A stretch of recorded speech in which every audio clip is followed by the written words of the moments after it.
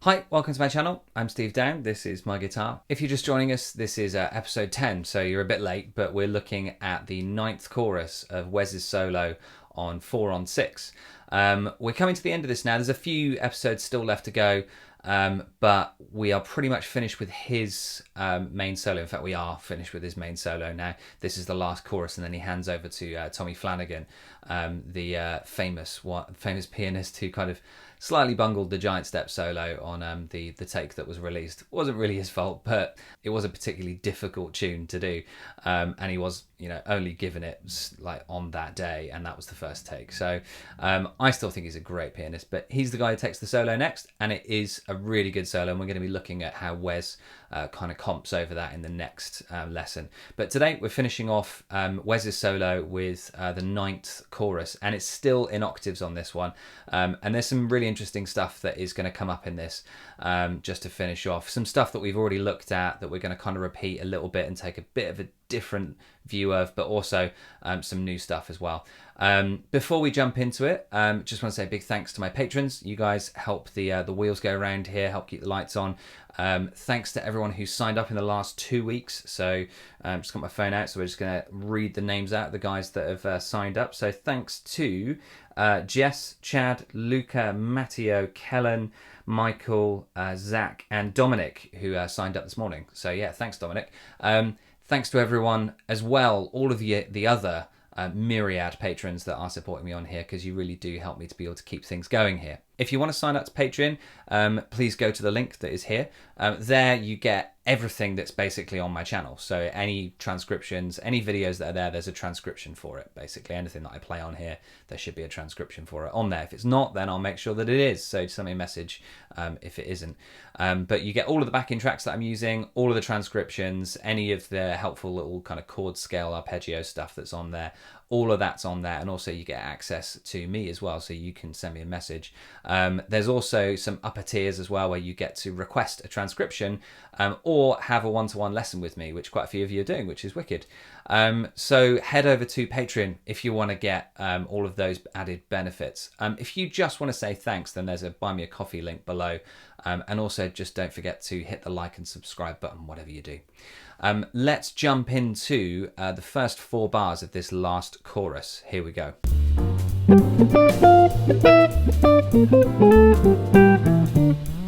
So this one picks up with a G minor arpeggio from the previous chorus. So it's kind of like a little, even though the chords underneath are A minor 7 flat 5 and D7 sharp 9 underneath it, Wes is actually playing a G minor arpeggio over the top of it, because he's ignoring those chords and basically just anticipating what's coming. And I did kind of deliberate a little bit over where he might have played the G minor arpeggios, whether it was going to be there or like that, but I in the end went for this because it sounded like that. It sounded like he hit the top string with for the D.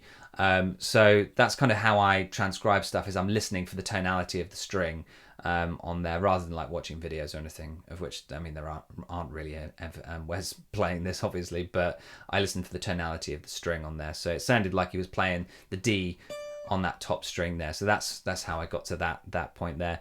The thing that he does in this 4-bar passage is something which I call pivoting, which I think there's a better name for it, but essentially he's kind of, it's like he's playing, well, he is playing in thirds. It's kind of like he's playing one note above and then going down and then back up and down and then back up again. So he's kind of pivoting off this low note that's going on there. What I've seen Wes do before is pivot off of one note, but here he's kind of pivoting off of a couple of different notes. So basically what he's doing is he's got this line going down, and then he's pivoting off of these notes from lower. And these notes are all from the G Dorian scale in octaves. You can have a look back at the previous lesson if you want to have a look at what that scale is in octaves. But essentially what he's doing is he's starting on the F, and then jumping down a third to the D. So a minor third to the D, and obviously those two notes are in the G Dorian. So he's kind of jumping down in thirds. So starting on the F, going to a D, E, down to a C, and then D down to a B flat, and then C going down to an A there. So it's a mixture of minor and major thirds taken out of the G Dorian scale, and that's pretty much what he's doing there. So it's worth kind of making sure that you know your G Dorian scale and knowing how to do this pivoting thing. So here's a little exercise. First, I'm showing you kind of the upper range of the notes that I'm using, and then the lower range of the notes that I'm using to kind of bounce off of. And then there's an example, as always, of me kind of using this technique here. But it's a really cool idea because it's this kind of bouncing thing around. And so instead of playing kind of linearly along the fret on there, he's kind of got this kind of vertical movement, which is kind of nice and a bit different. At the end of the 2 bars, he just finishes off very quickly with this, which we'll see come back later, and I will talk to you about it. But here's the examples, the exercise and the example. Here we go.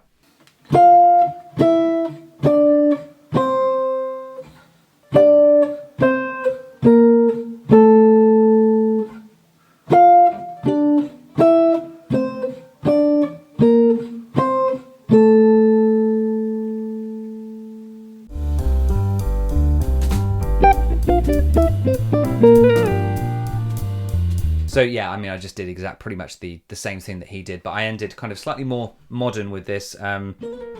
That bit at the end there, kind of going from the minor to the major third. This is a good case in point. Don't forget to try and add some modern flair into what you're doing as well. You don't have to kind of just be a pastiche of the 60s. You can use what Wes is doing and add in some modern flavour into it. Let's take a look at the next 4 bars, and then we'll get cracking with what's going on there.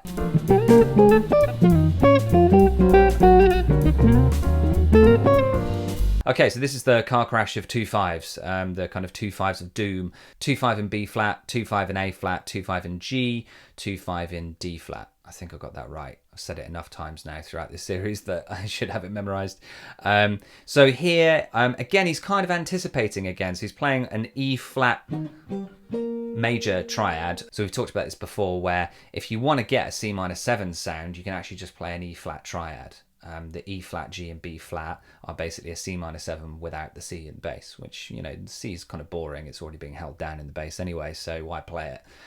But he's anticipating with that, just like he did with that G minor we just looked at earlier in the last 4 bars. He kind of anticipated the start of the 4-bar phrase with that. Here he's doing the same thing, but starting with a C minor. And the interesting thing across all of these 4 bars here is that what he's doing is he's kind of using what we call approach notes on there. Some people call them neighbour notes, but basically it's a note which is a semitone nearby, basically. And most of the way he's using ones that are underneath the note itself, and he's approaching the third with it. So here's an exercise showing you all of the thirds of the dominant chords, so F7, E flat 7, D7 and A flat 7, and I'm showing you the approach note and then the third of that chord there.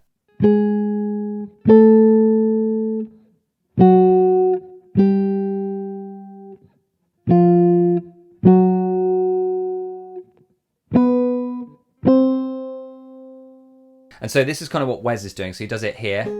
There you go, that's that first one there, going from G sharp to A, and then jumping down to a D, which is a nice note there because it's not in either of those 2 chords, C minor or F.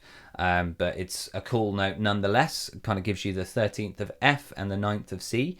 And then going back down, sliding from the tonic to the flat 7 there. And then really nice kind of, some of these lines on this particular 4 bars, I don't know whether it was just that it was running out of ideas. It's quite obscure. And then, so here, D flat, which is the minor third of G minor, so that's cool, and the flat 7 of E flat, so not sure which one he would have been referencing, but either way it works. And then he's got this approach note into the third of E flat 9 there, so that G flat going into a G, which is the third. And then he does a similar thing with the next one, but kind of plays around with it a bit because he's not actually doing the note below for the next bar. he's not doing the note below F sharp, which is the third of D7. He's doing the note above, which is the G, and that's what he just did with the E flat before. So he's kind of being clever here and kind of taking an idea and letting it kind of extend over the bar, which is pretty cool. And then yeah, this thing that he does here, that's really weird, this line here, but it's kind of cool. I mean, it just brings out some, you know, slightly weird notes on there. So the first obviously is this thing that he does here, between the major third and going up to the fourth and back to the major third of D, and then tonic flat 9 and then B flat, which is a bit odd to play over the top of a D on there. Obviously that gives you a sharp 5, and then going over to a C to end, which is just a bit odd. I mean, I think he's going for a bit of an outside sound. That's why he's going for the flat 9 and the sharp 5 over the top of the D.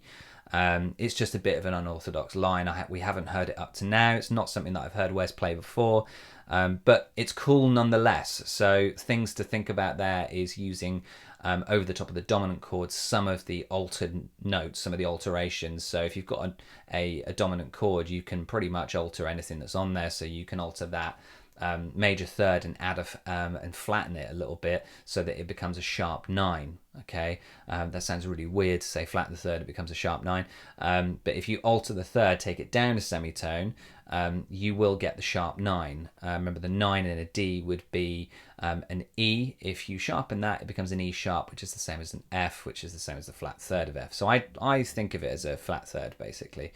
And so you can get that there. You can alter the ninth by flattening it. So if you're in D, then the ninth is going to be E. If you flat that, you get E flat. That gives you the flat 9. The fifth is going to be A. So if you sharpen that, you get A sharp or B flat. So that's kind of what he's done here. So if you take any of those notes that are in the chord and alter them, you're going to get a nice kind of outside sound. And I think that's kind of what he's going for here. And then in the final bar, he's basically just outlining that E flat minor 7 arpeggio.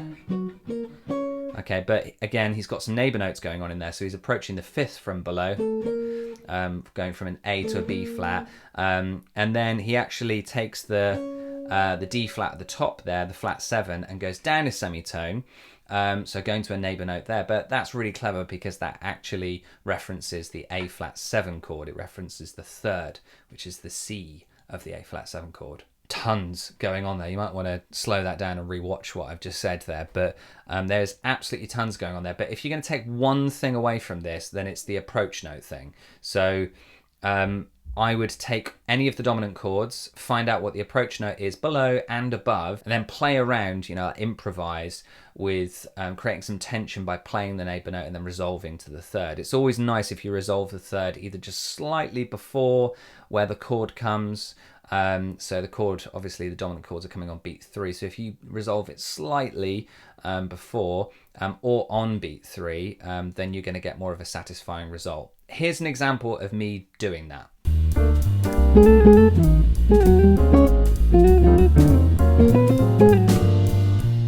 Okay, so let's move on to the next 4 bars. Here we go.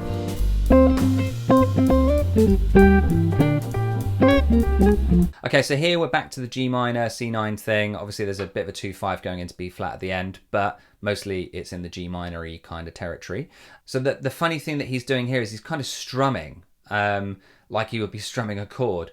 And yeah, we've looked at this kind of fast down up thing with the thumb before, but as I just said, it was like doing it really, really fast. This was with triplets, and it was with semiquaver triplets, so it was quite fast here. Here we're doing it a lot slower, which weirdly is a lot more difficult. Now the kind of technique that he's doing here is he's using the fleshy part, so rather than kind of catching the nail on the top of the thumb, because if you do that, then you're going to get this kind of clicking sound on there. So you want to get more of a kind of strummy sound thing there. So that is on the back half of the first bar. So, and then he's back to down strums. Now that, what I just played there, is a carbon copy of what we heard earlier in the first 4 bars. Now the interesting thing there is the fact that we've got a classic Wes-ism almost, where basically if he's playing crotchets and he's playing octaves with crotchets, he'll play the first one as a staccato and the second one as an accent. So staccato is a really quick, like that. And then the next one is kind of, he lays on it a little bit more, like that. So he always pairs them together, so like that. Now he's done that before. Like I said, he's done it in the first 4 bars, and it was actually with the same, exactly the same notes. So he obviously does have his stock licks. So here's an exercise, firstly of the strumming thing that he does in the first part of the bar, using a G minor pentatonic scale. And then secondly, it's using the same scale, but using this pairing of staccato and accent. So here's that.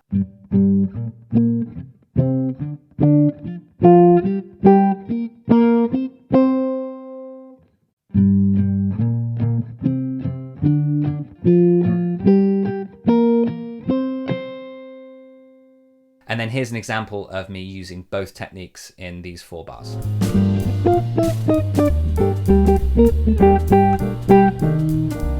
Okay, last 4 bars of the 9th chorus of Wes's solo. Here we go.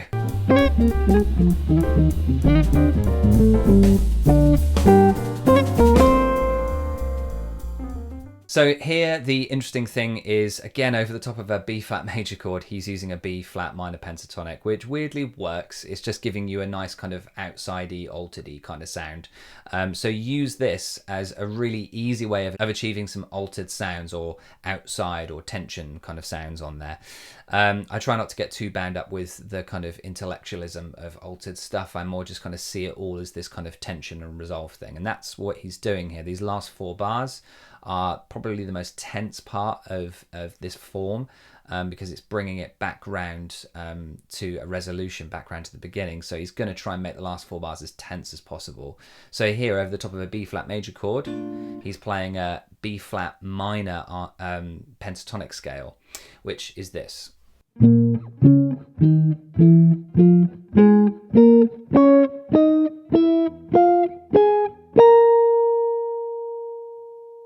Now, he does actually anticipate this, again, more anticipation. So in the previous bar, in bar 172, he's actually anticipating, and he's playing a B flat minor blues scale.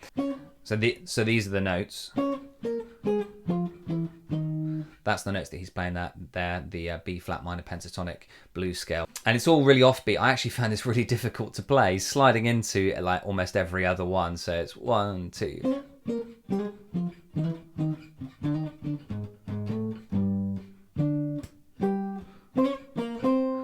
Yeah, I found that really tricky to get right. It took me a few takes to get that right. And it shouldn't do. It's a blues scale, right? But we all know the blues scale. But for some reason, all of the offbeat stuff was taking me a bit kind of by surprise. So he's sliding into there, D flat into B flat, sliding into the A flat, going to the F, sliding into the blue note of E, or you could say F flat, and then down onto the 4th, the E flat there. And the thing that kind of works over the top of this, like I said, is the fact that it's clashing. It's clashing with the major third. The minor third is clashing with the major third. And obviously that tritone, the blue note, is also clashing as well. So that's kind of what makes all of that kind of tense crunchiness. And then obviously he actually makes it even more tense in the next bar over the top of the A minor 7 flat 5 to the D7 sharp 9. He's playing a D and then approaching that A from below with an A flat or G sharp, and then resolving to a G minor. And he really does resolve here in this bar, because he plays a G and then the 5th and then another G, and then weirdly he kind of creates more tension at the end. Goes for the blue note from the G blues scale, so a D flat, and then resolves it onto a C, which obviously over the top of a G minor chord gives you this kind of sound. Okay, so which is a really odd sound, or or that kind of sound. That's probably a bit more kind of indicative of what it actually sounds like. And the reason he's doing this is a good point to make, is that there's a soloist coming next, and he doesn't want to tie everything up. I don't tie everything up in my solos when I hand over to another soloist. I create some tension at the end for either them to resolve or to give them something interesting to kind of bounce off of, some ideas. You basically don't want to kind of, tie everything off and go, great, perfect, I'm done, I'm going to the bar. You want to kind of create a little bit of tension and give them something kind of that they can get their teeth into. And you can hear that the first line that Tommy Flanagan plays on there actually references what Wes just did. He kind of does this in his line, I think. I don't know exactly, I haven't transcribed it, but it's something like that, where he's actually listened to what Wes has done and he knows what the notes are, and he's actually referencing it. So that's a good thing to do if you're playing with someone else, if you're playing with another soloist. As you finish off, or if you're taking over from someone else, make sure you're listening. If you're finishing off, then make sure you kind of try and finish on something interesting. Don't necessarily tie it all off. And if you're taking over, then really listen hard and see if you can reference what they just did. As always, here's an example of me using the B flat minor pentatonic scale over the top of a B flat major chord.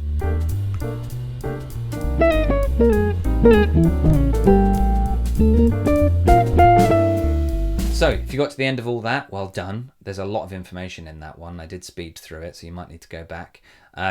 Thanks so much for listening so far. Like I said, this is episode 10 and we are on the chorus 9 of the solo. I know it's confusing, but we did do the head in the first episode.